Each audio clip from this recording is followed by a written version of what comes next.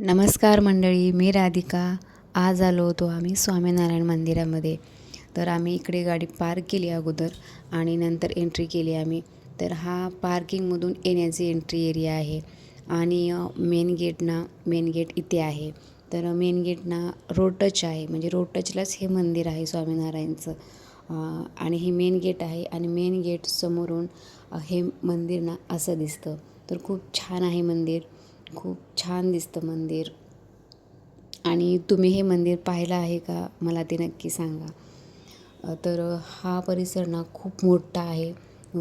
जिकडे बघावं तिकडं असं म्हणजे पूर्ण छान दिसतं. आणि आज काही गर्दी नव्हती, त्याच्यामुळे मला असं छान शूट पण घेता आलं. कारण गर्दी असल्यानंतर खूप भाविक असतात, त्याच्यामुळे खूप म्हणजे काही समजत नाही आहे. तर गार्डन वगैरे खूप छान आहे इकडे. आणि आम्ही 6:30च्या नंतर गेलो होतो, त्याच्यामुळे खूप छान वाटत होतं. आणि उन्हाळ्यात कसं हवा येते मस्त आणि मस्त वाटतं. आणि मंदिरात कुठल्याही जावा छानच वाटतं, कारण एक पॉझिटिव्ह वातावरण असतं मंदिरामध्ये, त्याच्यामुळे छानच वाटतं मंदिरामध्ये. तर आणि हे बघा माझं बाळ कसं पळत आहे ते. आणि मुलांना तर असं बघायलाच पाहिजे, आणि त्यांना तर असं दिसलं तर ते तर काही थांबतच नाही एका जागेवरती. आणि हे आहेत विष्णुपद, आणि भाविकांनी इथे पैसे पण टाकलेले होते. आणि खाली त्यांनी प्रत्येकाचे नाव दिलेले होते, की प्रत्येक चिन्हाचे नाव काय काय आहे. ते विष्णुपदवरती सगळे चिन्ह असतात, त्याचे नाव सगळे दिलेले होते त्यांनी. खूप छान वाटत होतं. इथे पण असं पाणी पडत होतं साईडने ते, आणि असं वरून असं पायऱ्या होत्या आणि चालत जायचं होतं वरती. आणि बघू शकताय तुम्ही की त्याच्यावरती कोरीव काम पण किती छान, किती सुंदर केलेलं होतं ते. आणि आत आलो आम्ही, तर लाईट पण लागायला सुरुवात झालेली होती, कारण थोडासा अंधार पडायला चालू झालेलं होतं. तर मी तुम्हाला इथे लांबून दाखवते थोडंसं, आणि नंतर थोडंसं जवळून दाखवते. आणि त्याच्यावरती नावे पण लिहिलेली आहेत, तुम्ही वाचू पण शकताय की इथे कोणकोणते देवा आहेत. ते घनश्याम, स्वामीनारायण, लक्ष्मी माता, कृष्ण, असे भरपूर आहेत. आणि साईडने छोटे छोटे मंदिर पण आहेत, ते पण मी तुम्हाला दाखवते. इथं अगोदर दर्शन घेतलं आम्ही. आणि छोटे छोटे मंदिर आहेत साईडने, पण त्यांचं कोरीव काम पण मंदिराचं खूप छान केलेलं आहे. असं सेपरेट मंदिरं आहेत छोटे छोटे त्यांनी बनवलेले. तर खूप छान वाटतं तिथे पण. असं त्यांना बघितलं असं मन भरून आलं होतं, की किती म्हणजे असं किती त्यांच्याकडे असं बघतच राहावं असं वाटत होतं. एवढं छान मूर्ती त्यांच्या दिसत होत्या, आणि साक्षात तिथे आहेत असं वाटत होतं. आणि मनाला खूप प्रसन्न वाटत होतं. गणपती, मारुती, संतांचे, महादेव, असे बरेच सारे इथे देव होते.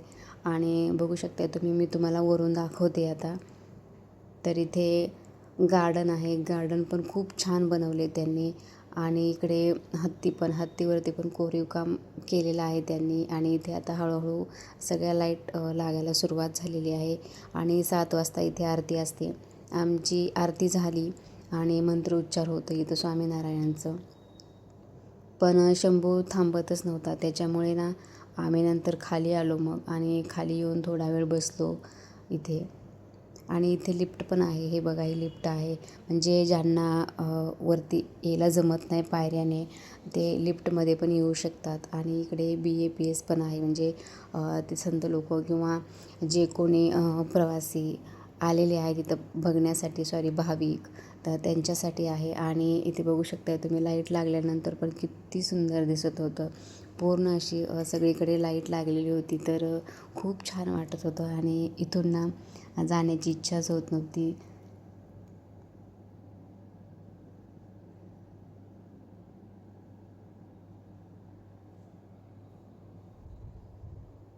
आणि थोडा वेळ आम्ही खाली बसलो, आणि इथं लहान लहान मुलं पण खेळत होती, त्याच्यामुळे शंभूला पण छान वाटत होतं. आणि मग म्हटलं चला की आम्ही दोघं फिरून येतो, म्हणून आम्ही दोघं फिरलो थोडंसं इथेच. कारण शंभू पळतो खूप जास्त, त्याच्यामुळे मी त्याला हाताला धरून थोडंसं फिरवून आणले इकडे तिकडे, म्हणजे तो छान खेळेल, नंतर घरी गेल्यानंतर त्याला झोप पण छान लागेल म्हणून.